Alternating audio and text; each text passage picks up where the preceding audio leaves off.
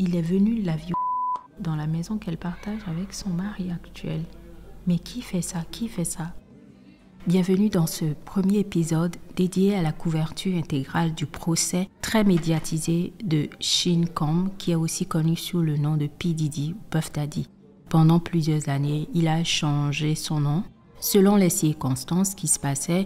Et puis, quand on regarde un peu ce qui provoque les changements de son nom d'artiste, c'est quand il y a de gros événements dans sa vie qui sont liés à des faits répréhensibles. Par exemple, son nom est passé de Puff Daddy à P. Diddy quand il y a eu cette affaire de shooting qui impliquait Jennifer Lopez. Et il y a eu déjà 2 personnes qui sont passées devant la barre pour témoigner. Il y a une personne qui est un des sex workers, c'est-à-dire des travailleurs de sexe, qui était impliqué dans les activités de Puff Daddy. Et il y a la personne qui intéresse le plus le public, c'est-à-dire Cassie. Je vais vous faire un résumé de ce que Cassie a raconté pendant son témoignage, qui va nous éclairer sur ce qui s'est passé pendant 10 ans. Le premier témoin là-bas, c'est un danseur exotique masculin. Ce jour-là, il y avait les filles de Puff Daddy qui étaient présentes, mais elles ont quitté la salle dès qu'il a commencé son témoignage. C'est un récit qui est très graphique, très choquant, et donc les avocats de Puff Daddy ne voulaient pas que les filles de Puff Daddy entendent ce que ce danseur exotique avait à dire. Je trouve ça particulièrement drôle, en sachant que les filles de Puff Daddy ont 18 ans et 18 ans et demi et quelques. Et c'est l'âge qu'avait Cassie quand elle a rencontré Puff Daddy. Cassie avait 18 ans et demi, 19 ans quand elle a rencontré Puff Daddy. Elle avait 19 ans, je pense. Et cette personne a commencé un travail de grooming sur elle pour la manipuler progressivement et la transformer en objet. Et je trouve ça vraiment ironique et presque insultant pour l'intelligence des gens que lui ait pu faire passer Cassie par toutes ces horreurs-là, mais ces enfants ne sont pas suffisamment âgés pour entendre les horreurs que leur père faisait. Donc c'est une manœuvre évidemment de manipulation que de faire venir ces filles pour montrer que c'est un père présent dans la vie de ces filles. Le fait qu'il y a sa famille qui vient, qui crie Puff Daddy est innocent, pas du tout. Donc, ce danseur exotique explique qu'il a rencontré Cassie. Il la voyait régulièrement dans une maison appelée House of SS. Pour entrer dans cette maison-là, il devait utiliser un mot de passe qui était Black. Cassie était son contact principal et donc il affirme, lui, avoir souvent envoyé des messages explicites du type « Est-ce que tu veux baiser maintenant ? Est-ce que tu veux que je passe ?» etc., etc. À cause des rapports qu'il entretenait avec Cassie et Diddy, il avait le contact de Cassie et donc ils échangeaient des sextos. Le procureur lui a demandé « Qu'est-ce que c'est que cette histoire d'huile de bébé pendant vos rencontres ?» Le travail de sexe explique « À chaque fois que j'avais un rapport avec Cassie, Diddy était à côté et regardait parce qu'il aimait regarder. Diddy aimait quand les corps des 2 personnes étaient luisants, étaient couverts d'huile. Des fois même Diddy trouvait qu'il n'y en avait pas assez et donc il se levait et prenait ces huiles de bébé et déversait le contenu sur leur corps pendant qu'ils avaient des ébats sexuels. Et il décrivait ça comme dégoûtant parce qu'il ne comprenait pas pourquoi il avait cette obsession pour l'huile. Et là, il poursuit, Diddy lui aurait donné l'ordre de pratiquer de l'urination contrôlée, c'est-à-dire d'uriner sur Cassie, de s'interrompre, d'uriner et de recommencer. Il obligeait Cassie à ouvrir la bouche des fois, et ce monsieur-là lui urinait dans la bouche. Mais il n'était satisfait que lorsque ça durait longtemps, c'est-à-dire qu'il n'avait pas le droit d'uriner tout d'un coup et que, franchement, c'est dégueulasse. Quand il a raconté cette histoire-là, la défense a objecté, mais le juge a accepté que le témoignage continue. Donc le témoin raconte qu'il devait parfois attendre des heures et des heures dans leur maison pendant leurs activités sexuelles. Des fois, les sessions peuvent durer jusqu'à 10 heures. Il dit que la première fois qu'il avait vu Puff Daddy sans son masque, celui-ci portait un costume. Habituellement, il le voyait en peignoir, un bandana couvrant le bas de son visage et une casquette. Après, le témoin affirme que Diddy avait pris une photo de sa pièce d'identité. Quand le procureur lui demande ce qu'il a ressenti, il répond « J'ai eu l'impression qu'il voulait me menacer ». Dans ce témoignage-là, on se rend compte qu'au début, Il allait chez eux. Il ne savait pas que c'était Didi pendant les premières séances. Il doit s'en douter parce que le monsieur ne participait pas directement. Il était assis et il regardait des travailleurs de sexe coucher avec Cassie. Et il portait une casquette. Il se couvrait le reste du visage avec un bandana. Pour les regarder faire, donc tu peux très bien ne jamais savoir qui se cache sous cet accoutrement-là. Après avoir pris confiance, ou peut-être qu'il s'en foutait, il s'est sûrement débarrassé du bandana et de la casquette. Qui sait ce qui passe par la tête de ce taré-là? T'imagines, tu vas dans la maison de quelqu'un pour ce genre d'activité parce que la personne est connue, il prend une photo de ta carte d'identité de manière ostentatoire pour bien te faire montrer que regarde, je sais qui tu es. Bah, c'est une menace déguisée. En tout cas, c'est comme ça que lui, il l'a vécu. Ensuite, le danseur raconte une scène extrêmement inquiétante. Cassie lui semblait inconsciente ou droguée, comme si elle avait pris des barbituriques. Elle était affaissée, incapable de réagir. Puff Daddy aurait simplement répondu à ses inquiétudes « Ça ne se fera pas aujourd'hui ». Quand le procureur lui demande si Didi lui donnait des substances, le témoin répond « oui ». Il me donnait du MDMA, de la Molly, etc. Il précise que cela lui procurait une sensation euphorique, mais aussi nauséeuse. Il évoque également la présence d'autres danseurs dans la maison. Lorsqu'il en a croisé un dans le couloir, celui-ci lui a répondu qu'il était là pour coucher avec Cassie. Le témoin ne connaît pas son nom, mais ils ont échangé leur numéro. Donc en fait, quand il est là, après avoir fini, il y a une file de personnes qui attend pour passer après lui pour coucher avec la même personne, ce même corps-là. Mon Dieu. Mon Dieu, je me demande comment elle fait. Comment elle a pu tenir ce rythme-là pendant 10 ans. Des travailleurs de sexe qui venaient et qui attendaient chacun leur tour pour coucher avec la même personne pendant que l'autre, l'instigateur de ça, reste assis pour regarder ça. Le procureur lui demande « Aviez-vous l'impression de ne pas être le premier sur place ?» Il répond que oui, car il y avait souvent des serviettes au sol, des bouteilles de lubrifiant à moitié vides, etc. Quand on lui demande combien il a été payé pour ses services, il répond rien. « Je n'ai jamais rien demandé. » Et pourquoi a-t-il cessé de venir? Il dit que c'est après avoir vu Didi frapper Cassie violemment qu'il a décidé de ne plus y remettre les pieds. Il n'est jamais revenu. Moi, je trouve ça un peu bizarre de partir là-bas pendant plusieurs années pour aller avoir des rapports sexuels avec quelqu'un sans jamais demander à être payé. Moi, je trouve son témoignage un peu... je trouve ça incomplet. Qu'est-ce qui l'anime pour qu'il aille dans cette maison pour passer après d'autres personnes sur le même corps? Quel genre de plaisir lui-même il tire de ça? Je trouve ça un peu inquiétant. Bref, le procès suit son cours et Cassie est désormais à la barre, témoin direct de ce que les procureurs qualifient de plusieurs années de violence et d'abus. Avant d'entrer dans le vif de sa déposition, il est important de rappeler que les avocats de la défense ont tenté de disqualifier le précédent témoin, le danseur exotique ou travailleur de sexe, en avançant qu'il aurait eu des sentiments pour Cassie, voire qu'il aurait voulu entamer une relation avec elle. Ok. Parce que je me dis, comment tu peux passer des années à aller coucher avec une femme alors que tu es travailleur de sexe et on ne te paye pas et tu vois très bien qu'il y a plein de gens comme toi qui passent sur elle. Qu'est-ce qui t'anime? C'est bizarre. Est-ce que ça peut être qu'il a des sentiments pour elle? Mais si tu as des sentiments pour elle et tu vois que même en étant complètement déglingué, cassé, il y a des gens qui passent sur elle comme ça, est-ce que tu n'essaierais pas de la sauver au lieu de juste décider de ne plus remettre les pieds là-bas? Je sais pas, je trouve ça bizarre. En tout cas, le danseur nie catégoriquement qu'il n'était pas amoureux de Cassie. Et lorsque la défense insistait et le pousse dans ses retranchements, il dit « Si elle avait voulu, j'aurais été d'accord. » Ok. Donc, si Cassie avait voulu danseur exotique, du travail de sexe là, il aurait accepté de sortir avec elle. Bon, peut-être qu'il y a un peu anguille sous roche.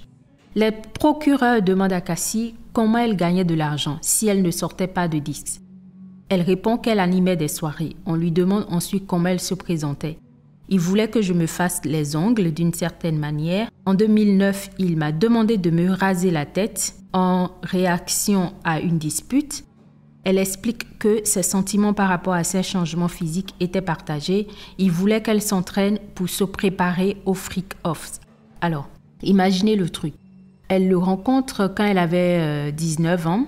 Il lui fait signer un contrat de 10 albums. Imaginez, Imaginez 10 albums. Imaginez combien de temps les gens font pour sortir un seul projet musical.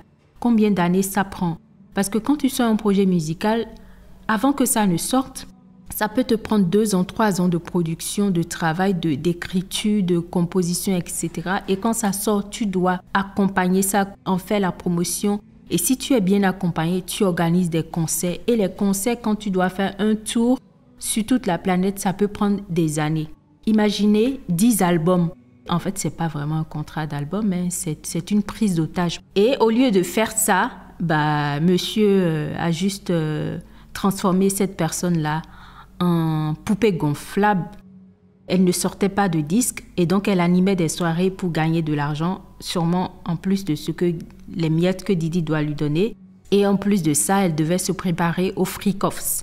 Les freak-offs, c'est une expression qui désigne des soirées très très longues qui peuvent durer de une journée à plusieurs jours pendant lesquelles des gens ont des rapports sexuels en groupe.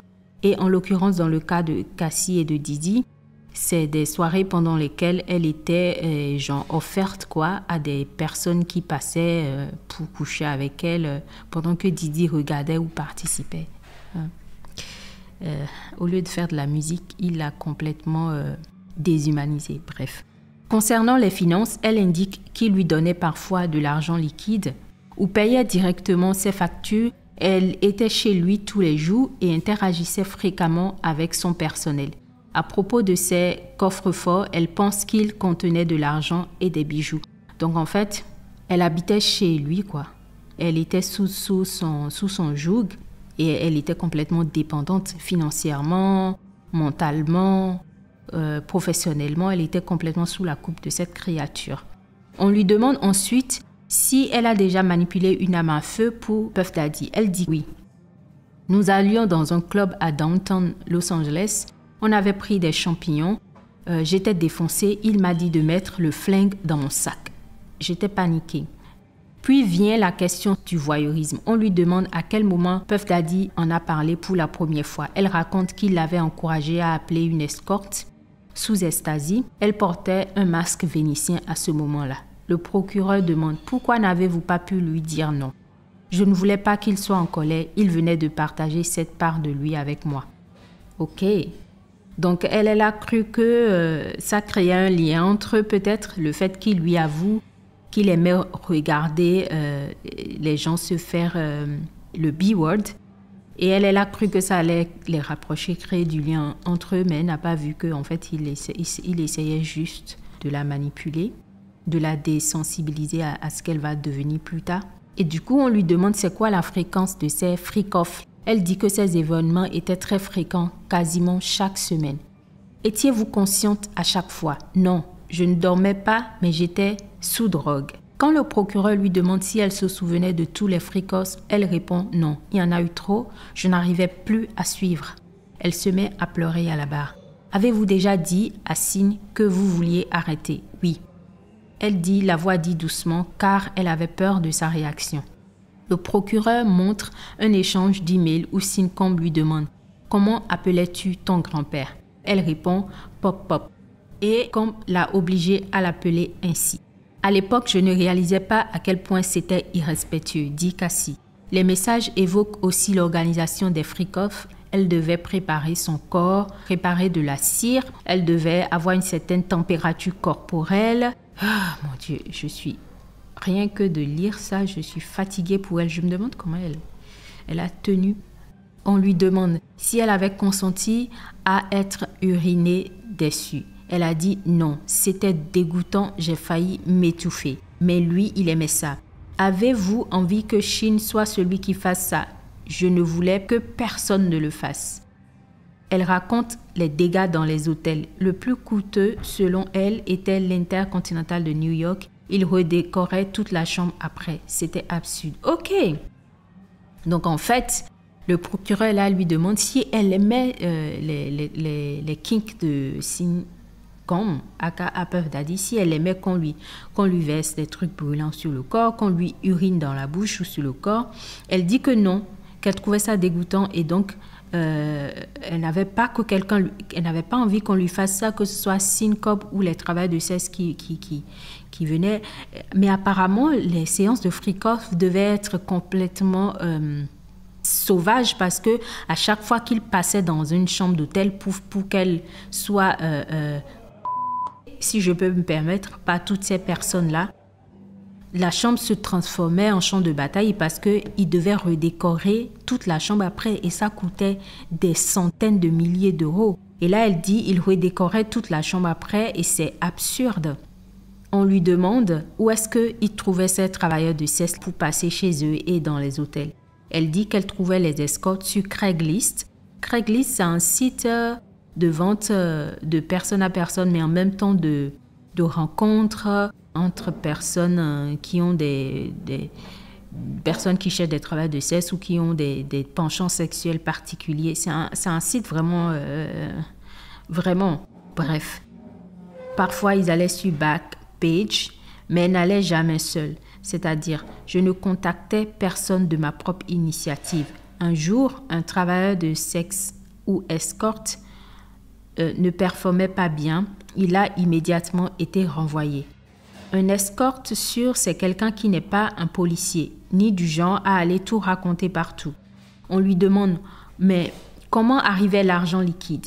Elle hésite, le juge intervient, finalement elle répond par la sécurité ou parfois par Puff Daddy lui-même. Ok, elle confirme avoir pris du GHB, de la mine, de l'ecstasy, du champignon, de la cocaïne, etc. Je prenais ça pour me dissocier, ne plus être présente. Elle vomissait parfois pendant les actes. Et pendant qu'elle vomissait, Puff Daddy lui disait de continuer. Mon Dieu. Voulez-vous continuer malgré les vomissements? Non. Non, je ne voulais pas. Les effets de la drogue la rendaient, par exemple, le GHB la rendait ivre et titubante.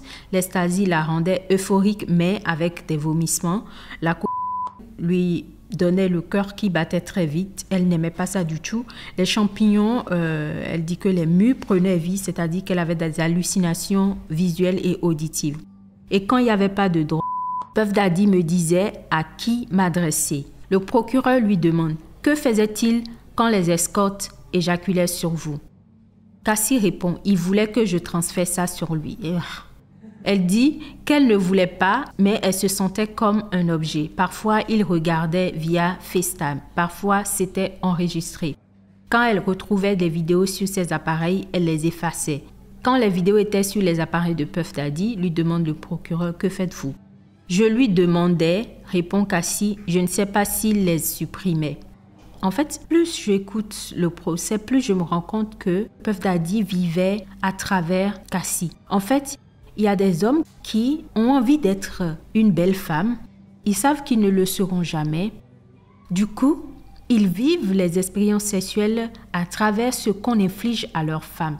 Ça me fait un peu penser à l'affaire Pellico, où même si Pellico dit qu'il n'est pas gay, mais vraiment il y a des hommes qui prennent leur plaisir sexuel en regardant d'autres hommes exécuter des choses sur le corps d'une femme. Et dans leur tête, comment ils le vivent, c'est qu'ils se mettent à la place de la femme. Là, c'est comme si tout ce qu'on lui faisait subir à elle, c'est à lui qu'on le faisait. Et c'est comme ça qu'ils prennent leurs pieds. Et souvent, ce sont des hommes qui sont dans l'échangisme.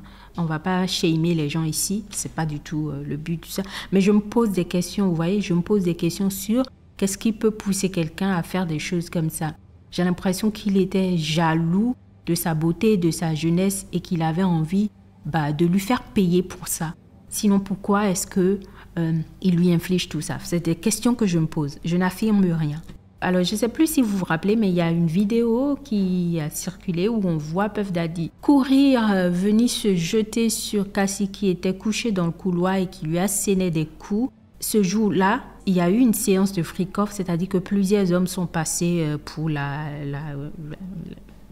coucher avec elle, pendant que lui, il regardait et qu'il participait des fois. Et à la fin, elle était tellement crevée, elle a décidé d'aller à la première d'un film. Elle lui a dit et il a refusé. Selon son témoignage, elle avait accepté de faire ça parce qu'elle ne voulait plus faire le freak-up, mais elle se dit que si elle fait ça, il va la laisser partir à la première de ce film-là, dans lequel elle avait joué. Et lui Même après avoir eu ce qu'il voulait, c'est-à-dire la séance de freak-off, il n'était quand même pas content et elle a essayé de partir. Elle dit elle devait se rendre à une avant-première, il l'a jetée à terre, pris son téléphone et vidé son sac et l'a rouée de... Le lendemain, elle est partie chez son amie Kerry Morgan. Kerry Morgan l'a vue dans cet état et a voulu qu'elle appelle la police. Quand les policiers sont venus, je n'ai pas dit de qui il s'agissait, dit Cassie. Elle évoque aussi Christina Karam, qui est la chef de stab de Com. Cette femme, en fait, son nom est sorti dans plusieurs vidéos sur l'affaire Puff Daddy, où on disait que c'est elle, le middleman, c'est elle qui trouvait les substances dures, c'est elle qui trouvait des fois les travailleurs de sexe, c'est elle qui trouvait les électrolytes à mettre en intraveineuse aux gens quand ils ont eu des séances de sexe qui ont duré des heures ou des jours et qui n'arrivaient plus à bouger ou qu'ils avaient pris tellement de drogue qu'ils n'arrivaient plus à bouger. C'est elle qui trouvait les électrolytes et injectait ça par intraveineuse aux personnes qui sont dans ces états-là. Vous imaginez? Alors, des photos montrent des bleus, un œil au beurre noir, des jambes tuméfiées, cachées sous des lunettes et une robe de soirée. Le procureur lui montre des photos d'hommes. Elle identifie plusieurs escortes et travailleurs de sexe, souvent utilisés à New York, à Miami et à Los Angeles. Sur ma 29e année, dit-elle, il m'a sorti du bling dragon pour un freak-off. C'est-à-dire qu'ils étaient quelque part, je ne sais pas c'est quoi le bling dragon, mais ils étaient quelque part. Tout d'un coup, il lui a dit, voilà, on va faire un freak-off. Le procureur reparle des vidéos. Il m'a déjà menacé d'en publier, notamment quand je fréquentais quelqu'un. Une fois, il lui envoie des images depuis un iPad et lui demande de lui rendre de l'argent, car son compagnon actuel, qui est son mari aujourd'hui, était un ex-coach sportif à lui. Ok, en fait, donc le mari actuel de Cassie, avec qui elle a eu ses 2 enfants, et elle est actuellement enceinte, parce que je ne l'ai pas dit au début de la vidéo, rendez-vous compte que Cassie est enceinte pendant ce procès. Le fœtus emmagasine les énergies, les émotions de la maman. Je trouve ça très dur, quoi, que l'enfant soit en train de passer par tout ça. Tout ce par quoi la maman passe, l'enfant passe par ça. Et donc, cet enfant qui est dans son ventre actuellement, j'espère qu'elle ira à des séances après. Elle est enceinte jusqu'aux dents, comme on dit, quoi. Et elle est en train de revivre tous ces traumatismes-là. Je me suis un peu perdue. Ce que je voulais dire, c'est que son mari actuel, c'est un ex-coach sportif de Puff Daddy. C'est-à-dire qu'il avait un coach sportif privé qui venait à la maison pour l'aider à faire du sport. Et c'est comme ça que la personne a sûrement rencontré Cassie et a essayé de l'aider au début, avant de devenir son mari. Malgré le fait qu'elle a réussi à s'enfuir, c'est-à-dire que Puff Daddy envoyait des vidéos où on voyait Cassie sûrement nue, dans des positions bizarres, en train d'être par plusieurs hommes à la fois, et la menaçait qu'il va publier ça. Dans cette partie du témoignage, elle a dit qu'elle était tellement malade mentalement, elle souffrait de traumatisme, de PTSD, syndrome post-traumatique. Elle avait des bouffées d'angoisse. Elle était terrifiée tout le temps, elle n'arrivait pas à sortir, elle n'arrivait à rien faire. Il y a des jours, l'angoisse était tellement forte qu'elle était paralysée. Et un jour, elle était assise dans son salon avec ses 2 enfants et son mari. Elle regarde son mari et elle lui dit « Si je ne suis plus là, tu arriveras à t'occuper d'eux. Est-ce que tu peux continuer sans moi ?» Et son mari lui dit « Jamais tu vas t'en sortir. » Plusieurs fois, elle a déjà dit à son mari qu'elle avait envie d'en finir. Et une fois, elle n'en pouvait tellement plus qu'elle a ouvert la porte de chez eux et qu'elle a décidé de marcher tout droit dans la circulation. Et c'est son mari qui est venu la sauver pour l'empêcher de se suicider. Le procureur lui montre une série d'échanges d'emails. Cassie évoque son malaise dans ce mail, son désir d'arrêter les freak-off. Elle y explique ne pas vouloir le confondre ni l'énerver, tout en exprimant qu'elle ne voulait plus participer, qu'elle était fatiguée et qu'elle ne pouvait plus faire ça. Ils ont passé en revue les lieux où se déroulaient ces rencontres, les objets qu'ils utilisaient sur elle, les substances impliquées, c'est-à-dire la cire chaude, les trucs de contrôle de température, le fait d'uriner sur elle. Cassie dit ne jamais avoir voulu être soumise à de telles pratiques. C'était dégoûtant, dit-elle, je m'étouffais littéralement. Le procureur lui demande pourquoi elle n'a pas simplement dit non. C'était évident que je ne voulais pas être par terre à me faire uriner dessus par des hommes. On lui demande les hommes avec qui elle faisait ses freak-offs, est-ce qu'ils étaient intimes? Elle dit non. Pendant les freak-offs, j'évitais de les embrasser. C'était trop intime, mais Puff Daddy m'obligeait à embrasser ces travailleurs de sexe. Le jour où il m'a obligé pour mes 29 ans à sortir d'un club pour aller faire un freak-off, il a menacé de diffuser une vidéo de moi après ces menaces. C'est honteux, personne ne mérite ça. C'est-à-dire qu'il y avait une vidéo d'elle qui tournait à un moment donné avec plusieurs hommes. Sa mère est tombée sur cette vidéo-là et sa mère lui dit « mais est-ce que c'est toi ?» Et elle a dû expliquer à sa mère, pleine de honte, que oui, c'est moi et que personne ne mérite ça. Et je me rappelle que quand cette vidéo a fuité, 50 Cent, qui déteste profondément Puff Daddy, est allé sur Internet et même il y a eu un audio qui circule de lui qui est authentifié où on entend 50 Cent dire « il y a cette vidéo qui circulait de Cassie ». Et comme je savais que elle était proche de Puff Daddy, je lui dis « mais est-ce que tu vois les vidéos de ta meuf qui circulent? Est-ce que tu aimes vraiment cette fille? Si tu aimes cette fille, empêche que des choses comme ça circulent sur elle. » Et Puff Daddy lui répond « ben non, t'inquiète, c'est pas important ». Je pense que c'est de la même vidéo qu'elle parle ici qui est tombée dans la main de sa mère et elle a dû s'expliquer à sa mère et elle a trouvé ça extrêmement honteux. Cassie pensait qu'ils étaient dans une relation sentimentale, quelque chose d'exclusif. C'est avec le temps qu'elle s'est rendue compte, selon ce qu'elle a dit dans son témoignage, que Puff Daddy couchait avec plein d'autres femmes. Ce n'est pas des rapports toujours consentis, il y a des rapports qui ont été dénoncés comme des viols. Et donc ce monsieur, pendant qu'elle croyait qu'elle était dans une relation monogame avec lui, il voyait plein d'autres filles. Il avait des rapports avec plein d'autres filles. Apparemment, Cassie a décidé que si c'est ça, elle aussi, elle peut essayer d'avoir quelqu'un à côté. Malgré les séances de sexe avec des travails de sexe qu'elle faisait. Et donc, Puff Daddy était jaloux de cela. Donc, lui, il pouvait faire ce qu'il voulait, mais elle ne pouvait pas. C'est pendant cette période-là qu'elle sortait avec le rappeur Kid Cudi. Puff Daddy a menacé de brûler la voiture de Kid Cudi. Et il a placé, selon les dits de Cassie, une bombe dans la voiture de Kid Cudi et cette voiture a explosé. Selon Cassie, il voulait que les amis voient le véhicule de Kid exploser. Il voulait faire peur à Kid Cudi. Et comme elle appréciait Kid, elle avait tellement peur pour lui qu'elle a décidé de rompre avec lui pour le protéger. Parce qu'elle ne voulait pas que quelqu'un meure dans cette affaire. À Las Vegas, elle dit avoir été battue à nouveau après avoir parlé à un producteur. Juste discuter à un producteur parce que n'oublions pas qu'à la base, cette pauvre fille, elle voulait faire de la musique. C'est de la musique qu'elle voulait faire. Elle a rencontré un producteur, elle a parlé de musique et il était tellement énervé et jaloux. Il l'a frappé, il l'a jeté contre les toilettes et roué de coups. Tellement il l'a battue que la sécurité a dû intervenir. Il y avait aussi une histoire comme ça qui est sortie en temps où Cassie avait été battue tellement violemment qu'elle ne pouvait pas se présenter en public. Donc, qu'est-ce que Puff Daddy a fait? Il l'a envoyée en vacances dans un pays au soleil pour la cacher le temps que ses cicatrices ne guérissent. Je ne sais pas si c'est la même période, mais il y a une fois, il avait battu aussi tellement fort qu'elle s'est prise en photo et on pouvait voir son visage tuméfié. Elle a supprimé ce post-là. Je pense qu'elle avait posté sur Instagram. Il la violentait constamment. Elle était violentée psychologiquement, physiquement, sexuellement, financièrement, professionnellement. En fait, cette fille, elle était une esclave sexuelle. Appelons les choses comme elles doivent. C'était une esclave sexuelle. Le témoignage poursuit. Cassie affirme avoir vu Puff Daddy frapper d'autres personnes. Il avait frappé un assistant qu'il a traîné hors du lit, battre quelqu'un et le cogner à la tête. Il est venu aussi chez son ami Kerry Morgan pour la frapper et la jeter sur du mobilier de terrasse. Elle dit avoir eu accès à des médicaments dissimulés dans des flacons de vitamine C fournis par des médecins affiliés à Puff Daddy, souvent au nom de ses assistants.